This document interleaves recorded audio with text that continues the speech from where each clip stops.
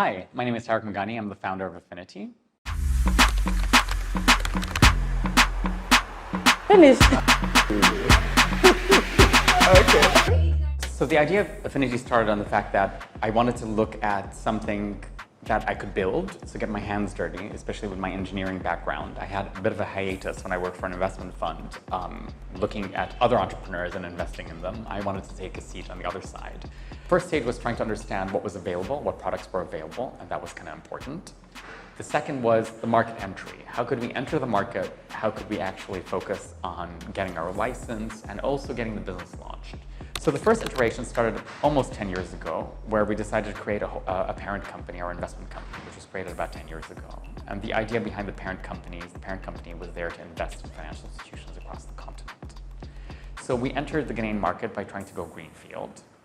Midway through the application process, I had raised money from friends and family, but midway through the application process, we ended up losing the license because the regulator changed their license requirements, and it went from X to 2.5X, which meant I needed to raise 250% more money. So as an entrepreneur, you don't give up, and you never give up, as long as the idea is valid, of course. So just picked ourselves up again, and when I say ourselves, it was just me back then, picked myself back up again and went out and hit the streets and try and figure out how to enter the Ghanaian market. I teamed up with a large fund. The idea is that we would work together to acquire an existing financial institution in Ghana, and on the back of that, create a sort of subsidiary that would be Affinity at the end of the day as well too.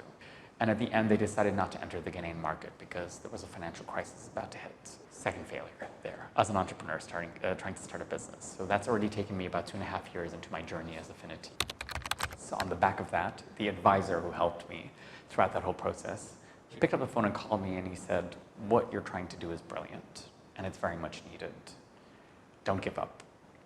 Make your life easier and go and buy a small microfinance business in Ghana, clean it up, and get ready for a bigger license and a bigger move into Affinity after that." So after finding this acquisition target, which took almost a year, and negotiating on the terms, we ended up making an offer, and it took about 2 years for the regulator to approve that acquisition. So that takes us roughly to 2018, where all of a sudden now we own a small microfinance business about a kilometer and a half down the road from here, dealing with a very restrictive setup.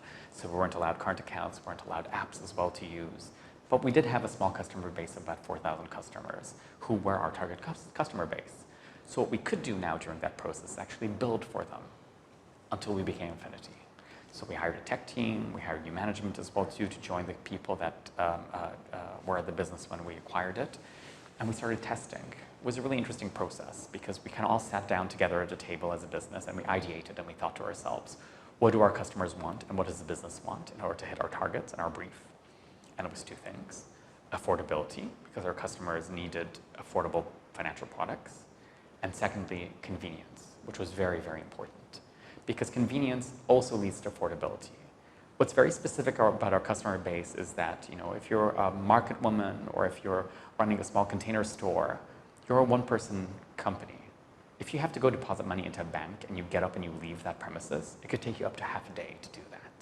You've got to get to the business, you've got to pay money to get to the business, to the branch, you have to wait on a line, you then have to come back. And every time you leave your business, revenue walks out the door as well too. And banking cannot be an inconvenience because it also leads to an unaffordable element as well too.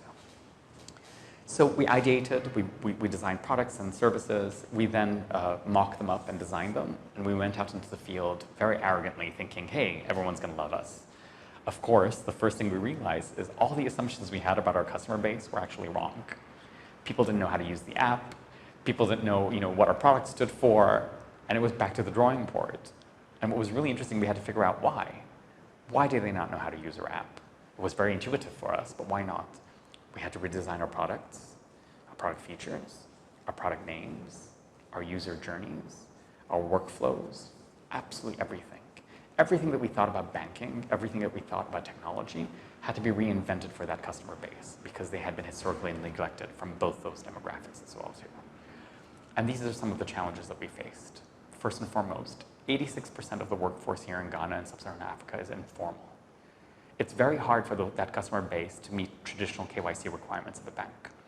If they walk into a bank branch It's very hard for them to provide a proof of address, a proof of income, or any of that stuff because they come from an informal part of the market. And I realized that there's something wrong here and something needs to be reinvented for that customer demographic as well too. The second issue is that 90% of transactions are cash-based. Now think about that. I mean, we are all sitting in this room, right? We're having this conversation. I deal with cash on a daily basis, and I am financially and technologically literate.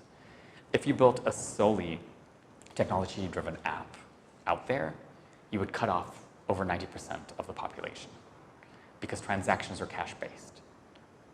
And that's something very important, something to respect, and it's something that you need to implement in your design as you try and change behaviors when it comes to dealing with financial institutions. Third challenge, regulation. So I told you the story about how we acquired this financial institution. Well, we only got our banking license last March. The first time in 9 years that the regulator has issued a license of its kind in Ghana. So how do you understand regulation? How do you understand compliance? And how do you design products and services for that customer demographic as well too? And the fourth and final issue is that tech is booming. We all know that. But we're lagging behind on the continent. It's a huge opportunity for investors, but it's a very young tech ecosystem. And if I were in a country in the global north and I decided to build Affinity there, it would have been relatively easy for us to plug and play with other fintechs, whether it's ID verification, address verification, selfies, transactions, card issuances, all that. They have pick of your choices out there. But to really solve for what we're doing here, there isn't much on the supply side. We are partnering with fintechs where we can, but half the time, because it's such a young ecosystem, we've actually had to build everything ourselves. And I remember once an investor walked in, absolutely baffled, and looked at us and goes, "I can't believe you've done all this in 3 years, in 4 years." I said, yes, we are 16 fintechs in one, because if you really are building a digitally driven bank, and you really want to provide full-fledged banking services, so I'm talking about accounts, and loans, and transactions, you've got to build the entire full tech stack yourself as well too. So we've come a very long way, and it's pretty cool and it's pretty exciting. It's quite enjoyable kind of walking in now and seeing a team of people, a team of future leaders, a team of amazing leaders that I'm also learning from that have full autonomy over our vision, our mission as Affinity. I'm really beginning to enjoy stepping back and seeing where next, getting a bit of itchy feet again, thinking to myself, what country are we going to next, and who's going to go help us get there?